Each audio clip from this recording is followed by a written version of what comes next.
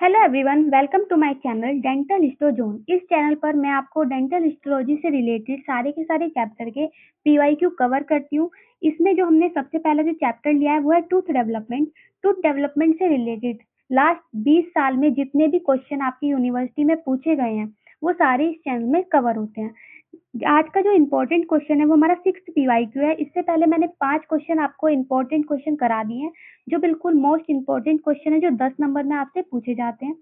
ये क्वेश्चन बहुत इंपॉर्टेंट है और इन क्वेश्चंस को अगर आप कवर कर लेते हैं इस जर्नी में, अगर आप मेरे साथ जुड़कर इन क्वेश्चन की सारी थ्योरी अच्छे से कवर कर लेते हैं तो आपको अलग से एग्जाम के लिए किताबों को पढ़ने की बिल्कुल जरूरत नहीं और अलग से आपको नोट्स बनाने की बिल्कुल जरूरत नहीं पड़ेगी, क्योंकि इन क्वेश्चन में आपको सारे के सारे टॉपिक से रिलेटेड सारे नोट्स कवर हो जाएंगे। तो चलिए आज का हम अपना क्वेश्चन देखते हैं। Explain the process of shedding of primary tooth. इसमें हम पढ़ेंगे जो हमारी प्राइमरी टूथ है, प्राइमरी जो हमारे दांत होते हैं वो कैसे शेड होते हैं, उनकी क्या प्रोसेस होती है, उसमें कौन कौन सी सेल्स इन्वॉल्व होती हैं, ये सारा प्रोसेस हम देखेंगे आज के इस क्वेश्चन में। जो हमारा आज का क्वेश्चन है ये आपका इम्पोर्टेंट टॉपिक है आपके चैप्टर में कि शेडिंग कैसे होती है प्राइमरी टूथ की। तो इस क्वेश्चन के साथ साथ आपको पूरा का पूरा टॉपिक अच्छे से क्लियर हो जाएगा। अगर आपको वीडियोस अच्छी लगती है तो इस चैनल को सब्सक्राइब करें, लाइक करें और शेयर करें ताकि मेरी नेक्स्ट वीडियो आप तक पहुंचती रहे। चलिए अब देखते हैं अपने क्वेश्चन को। एक बार फिर से अपने क्वेश्चन को रीड करते हैं। Explain the process of shedding and primary teeth. Primary teeth की शेडिंग कैसे होती है। मैंने आपको बोला है कि आप जब भी एग्जाम में अपना क्वेश्चन रिप्रेजेंट करें तो उसमें सबसे पहले इंट्रो लिखना बहुत जरूरी है, बहुत इंपॉर्टेंट होता है। तो अपना इंट्रोडक्शन देख लेते हैं इस क्वेश्चन का। Shedding is physiological process of loss of primary teeth of make away the eruption of permanent succession। इसका मतलब है कि शेडिंग ऑफ प्राइमरी टीथ, जो हमारे प्राइमरी टीथ की जो शेडिंग है, जो हमारे प्राइमरी टीथ हैं वो गिरने लगते हैं, वो एक फिजियोलॉजिकल प्रोसेस है, यानी एक नेचुरल प्रोसेस है जिसमें प्राइमरी टीथ धीरे धीरे क्या होते हैं, गिरने लगते हैं ताकि उनकी जगह परमानेंट इरप्शन हो सके, परमानेंट टीथ आ सके। ये एक नॉर्मल और नेचुरल फिजियोलॉजिकल प्रोसेस होता है। आगे बढ़ते हैं। अब हम अगला आपने अब तक देखा इंट्रोडक्शन में मैंने आपको बताया कि जो शेडिंग होती है वो एक फिजियोलॉजिकल प्रोसेस होती है, नेचुरल प्रोसेस होती है। इसमें प्राइमरी टीथ गिरते हैं और उसकी जगह कौन से टीथ आते हैं, हमारे परमानेंट टीथ इरप्ट होते हैं। तो हमारे प्राइमरी टीथ क्या हो रहे हैं, शेड हो रहे हैं, और जो हमारे परमानेंट टीथ हैं वो क्या हो रहे हैं, इरप्ट हो रहे हैं। ठीक है, इरप्ट का मतलब होता है निकलना और शेड का मतलब होता है गिरना। तो अपने आगे देखते हैं प्रोसेस ऑफ शेडिंग कि इसमें क्या क्या प्रोसेस होती है, कि हमारे दांत जो गिरते हैं उसकी कौन कौन सी प्रोसेस होती है, किस किस प्रोसेस की वजह से वो हमारे दांत गिरते हैं। तो इनिशियल जो होती है root absorption. Initial root absorption the process start when the permanent tooth germ being to erupt. Pressure for permanent teeth activate odontoclast. Odontoclast comes from monocytes macrophages. इसका मतलब है कि जैसे ही जो परमानेंट टीथ जम होते हैं वो इरप्ट होना शुरू हो जाते हैं। इरप्ट यानी नीचे से निकलना शुरू कर देते हैं। वो प्राइमरी टूथ की रूट पर प्रेशर डालते हैं। तो जो हमारे प्राइमरी टूथ हमारे जो होते हैं वो निकले हुए होते हैं, उसके नीचे जो परमानेंट टीथ निकलना शुरू होते हैं। ठीक है, तो परमानेंट टीथ क्या होते हैं, प्राइमरी रूट, जो प्राइमरी टीथ ऑलरेडी निकले हुए हैं उनकी रूट पे, जैसे हमारा ये जो है इसमें क्या होगा, एक दांत है और इसमें नीचे रूट है। ठीक है, और जो परमानेंट टीथ निकलेगा वो इसके नीचे निकलना शुरू होगा, ये होता है हमारा परमानेंट टीथ और ये हमारा प्राइमरी टीथ। जो परमानेंट टीथ है वो जो प्राइमरी टीथ की रूट पर क्या डालने लगता है, प्रेशर डालने लगता है। क्या, किस वजह से, ताकि वो निकल सके, वो इरप्ट हो सके। इस प्रेशर की वजह से एक ओडोंटोक्लास्ट सेल्स होती हैं। ठीक है, ओडोंटोक्लास्ट सेल्स क्या होती है, एक्टिवेट हो जाती हैं और ये अटैच हो जाती हैं हमारे जो प्राइमरी टीथ होते हैं उनकी रूट से। तो इसमें आपने क्या क्या समझा कि जो हमारे प्राइमरी टीथ होते हैं जो निकले हुए होते हैं ऑलरेडी, और उसके बाद जब परमानेंट टीथ निकलना शुरू होते हैं तो वो नीचे से प्रेशर डालते हैं, किस पर, प्राइमरी टीथ की रूट पर प्रेशर डालते हैं। उस प्रेशर की वजह से ओडोंटोक्लास्ट सेल्स जो होती हैं वो एक्टिवेट हो जाती हैं और वो किससे अटैच हो जाती है, हमारी प्राइमरी टीथ की जो रूट्स होती हैं हमारी, ठीक है, उससे क्या हो जाती है, यहाँ पे अटैच हो जाती है। प्राइमरी टीथ होता है, इसकी जो रूट्स होती है इससे ये अटैच हो जाती है। कौन सी सेल अटैच हो जाती है, ओडोंटोक्लास्ट सेल्स। और जो ओडोंटोक्लास्ट सेल्स होती हैं ये मोनोसाइट सेल्स होती है। मोनोसाइट्स मैक्रोफेजेस लिंकेज से आती हैं। किससे आती है, मैक्रोफेजेस लिंकेज से आती हैं। तो ये एक तरह की मोनोसाइट सेल्स होती हैं जो मैक्रोफेजेस लिंकेज से आती हैं, जो किससे अटैच हो जाती हैं, जो प्राइमरी टूथ की जो रूट्स होती हैं उस पर अटैच हो जाती हैं ताकि प्राइमरी टीथ की शेडिंग हो सके और परमानेंट टीथ इरप्ट हो सके। अब आगे बढ़ते हैं अपने इनिशियल रूट एब्जॉर्प्शन हमने देख लिया। अब है रोल ऑफ ओडोंटोक्लास्ट। अब ओडोंटोक्लास्ट जो होती हैं उनके रोल देखते हैं, क्या क्या रोल होते हैं। जो ओडोंटोक्लास्ट सेल्स होती हैं वो एक तरह की जाइंट मल्टी न्यूक्लिएटेड सेल्स होती हैं attach to root dentin and cementum of primary tooth form resorption pit. इसका मतलब है कि ओडोंटोक्लास्ट सेल्स क्या होती है, एक मल्टी न्यूक्लिएटेड सेल्स होती हैं। ठीक है, मल्टी न्यूक्लिएटेड सेल्स होती है, आपको अच्छे से याद रखना है। और ये अटैच हो जाती है रूट की डेंटिन और किस पर, सीमेंटम पर। कौन से दांत की, डेंटिन और सीमेंटम पर, प्राइमरी टूथ की डेंटिन और सीमेंटम से वो क्या हो जाती है, अटैच हो जाती है। और किसका फॉर्मेशन करती है, वो रिजॉर्प्शन पिट बना देती है। Release the enzyme and acid dissolve minerals organic matrix. इसका मतलब है कि ओडोंटोक्लास्ट सेल्स क्या होती है, मल्टी न्यूक्लिएटेड सेल्स होती हैं जो प्राइमरी जो टूथ है हमारे, प्राइमरी दांत है हमारे, उसकी रूट की जो डेंटिन और सीमेंटम होती है उससे अटैच हो जाती हैं और एक रिजॉर्प्शन पिट बना लेती हैं। जब वो रिजॉर्प्शन पिट बनाती हैं तो ओडोंटोक्लास्ट सेल्स ने क्या किसका फॉर्मेशन करा, रिजॉर्प्शन पिट का फॉर्मेशन करा। ठीक है, और रिजॉर्प्शन पिट क्या करता है, रिलीज करता है एसिड को और एंजाइम्स को, जिसकी वजह से वहां का जो डेंटिन है और सीमेंटम है क्या होने लगता है, रिजॉर्व होने लगता है, यानी धीरे धीरे वीक होने लगता है। किसकी वजह से, एसिड और डेंटिन की वजह से, जो किसने करा, ओडोंटोक्लास्ट सेल ने करा। ठीक है, यहाँ तक आपको समझ आया होगा। आगे देखते हैं टाइप ऑफ रूट एब्जॉर्प्शन, कितनी तरह के हमारे रूट के एब्जॉर्प्शन होते हैं। चलिए एक बार रिकॉल करते हैं कि सबसे पहले हमने देखा था प्राइमरी दांत थे हमारे, उसमें जब परमानेंट टीथ निकलना शुरू होते हैं तो नीचे से वो एक प्रेशर जनरेट करते हैं। किसके ऊपर जनरेट करते हैं, जो हमारी प्राइमरी टूथ की रूट्स पर वो एक प्रेशर डालते हैं। उसकी वजह से ओडोंटोक्लास्ट सेल्स जो होती हैं वो एक्टिवेट हो जाती हैं। ओडोंटोक्लास्ट सेल्स जो हमारी प्राइमरी टूथ की रूट्स हैं उसके चारों तरफ अटैच हो जाती है, किसके ऊपर, डेंटिन और सीमेंटम के ऊपर। अटैच होने के बाद वो एक रिजॉर्प्शन पिट का फॉर्मेशन करती हैं। रिजॉर्प्शन पिट बनाने के बाद वो एंजाइम्स और एसिड को रिलीज करती है ताकि जो प्राइमरी रूट की डेंटिन और सीमेंटम है वो वीक हो सके, कमजोर हो सके, ताकि जो हमारा प्राइमरी टूथ है वो इजीली शेड हो सके। आगे देखते हैं टाइप ऑफ रिजॉर्प्शन, कितनी तरह के रिजॉर्प्शन होते हैं। सबसे पहला होता है फिजियोलॉजिकल रिजॉर्प्शन। सबसे पहले क्या आ जाता है, फिजियोलॉजिकल रिजॉर्प्शन आ जाता है। caused by normal eruption of permanent teeth, uniform and controlled। इस प्रोसेस में फिजियोलॉजिकल होता है यानी नेचुरल प्रोसेस होता है। इसमें जो हमारा इरप्शन होता है परमानेंट टीथ का वो यूनिफॉर्म होता है और कंट्रोल होता है। इसका मतलब है कि जब हमारे, मान लो ये प्राइमरी टीथ है, ठीक है, ये जो है हमारे प्राइमरी टीथ है, ये प्राइमरी टीथ की रूट है, इसके नीचे ही बिल्कुल नीचे परमानेंट टीथ निकलना शुरू होते हैं। और ये कैसे होते हैं, यूनिफॉर्म निकलते हैं और कंट्रोल होते हैं। तो यूनिफॉर्म प्रेशर डालते हैं प्राइमरी रूट के ऊपर, ठीक है, और ये धीरे धीरे होता है। तो ये क्या होती है, हमारी फिजियोलॉजिकल प्रोसेस होती है जिसके अंदर जो प्राइमरी टीथ होता है हमारे, उसके जस्ट नीचे ही परमानेंट टीथ निकलना शुरू होते हैं और वो यूनिफॉर्म और कंट्रोल्ड होते हैं। ये पहला प्रोसेस होता है। अगला प्रोसेस होता है हमारा इसेंट्रिक रिजॉर्प्शन। क्या होता है हमारा, इसेंट्रिक रिजॉर्प्शन होता है। इसमें क्या होता है, occurs when permanent successor is not directly primary teeth, sorry, इसमें क्या होता है कि जो हमारे प्राइमरी टीथ होते हैं, ठीक है, उसकी जो रूट होती है, प्राइमरी टीथ के जस्ट नीचे परमानेंट टीथ नहीं निकलते। जैसे हमारा जो फर्स्ट हमने फिजियोलॉजिकल रिजॉर्प्शन पढ़ा था उसमें क्या था, जस्ट नीचे निकलना शुरू होते हैं।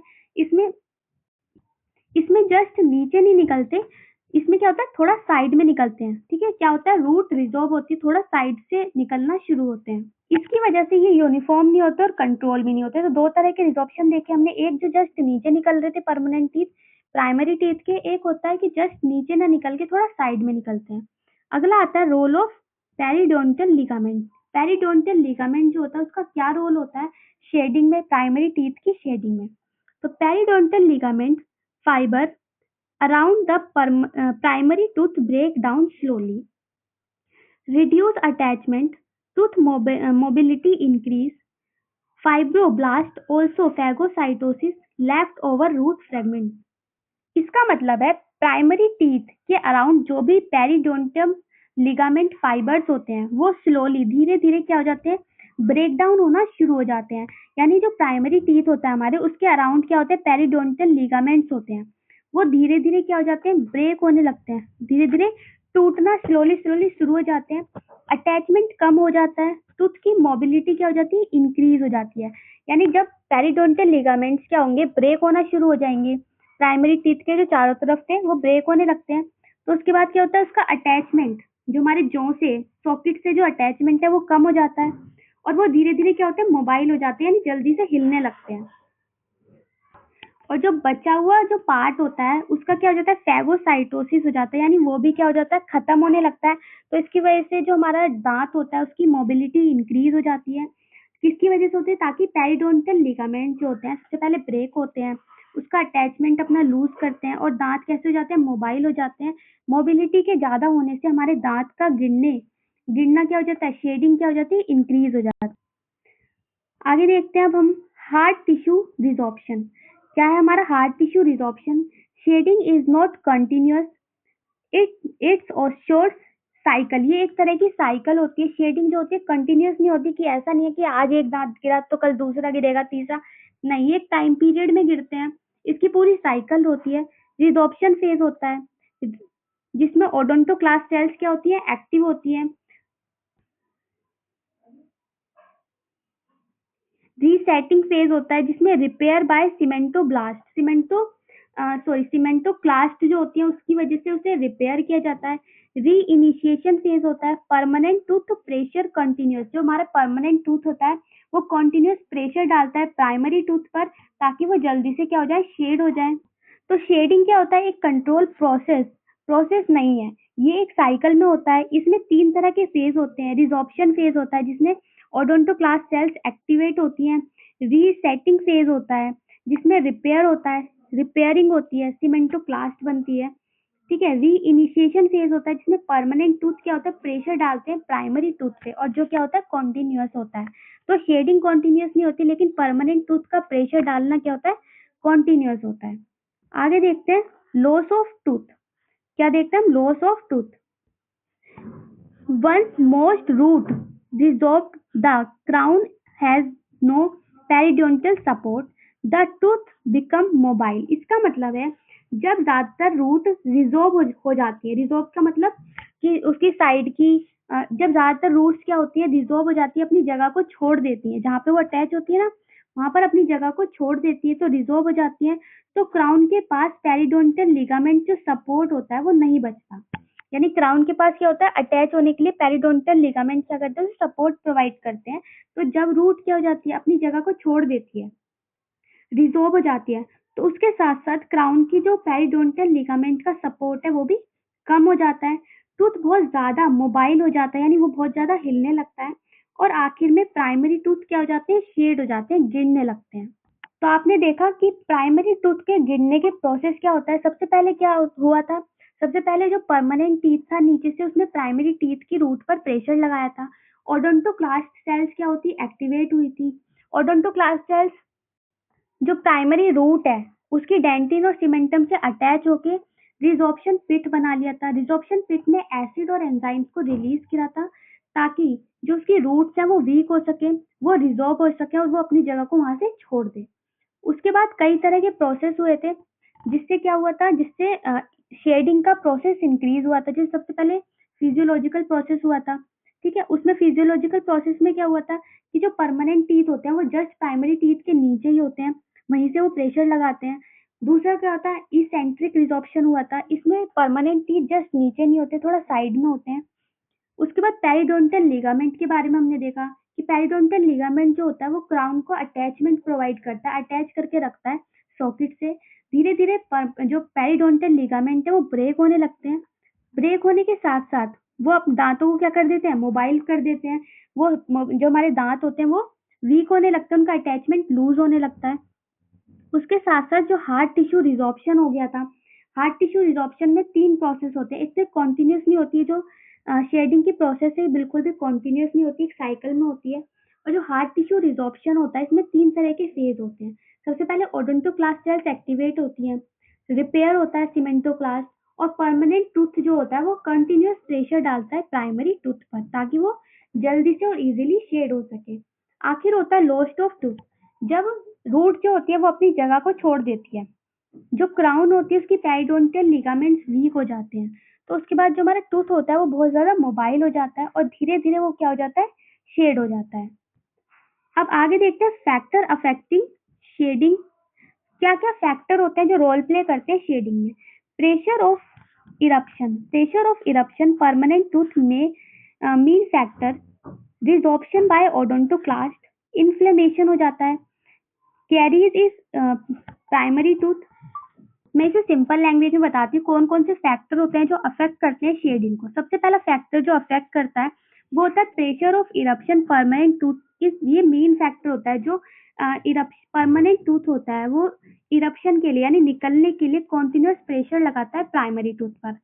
दूसरा होता है रिजॉर्प्शन ऑफ ओडोंटोक्लास्ट। जो ओडोंटोक्लास्ट सेल्स होती हैं वो रिजॉर्ब करती है रूट को, किसकी रूट को, प्राइमरी रूट्स को रिजॉर्ब करती है, उसमें एंजाइम्स और एसिड को रिलीज कराती है और उसकी रूट्स को क्या करती है, रिजॉर्ब करती है, वीक करती है।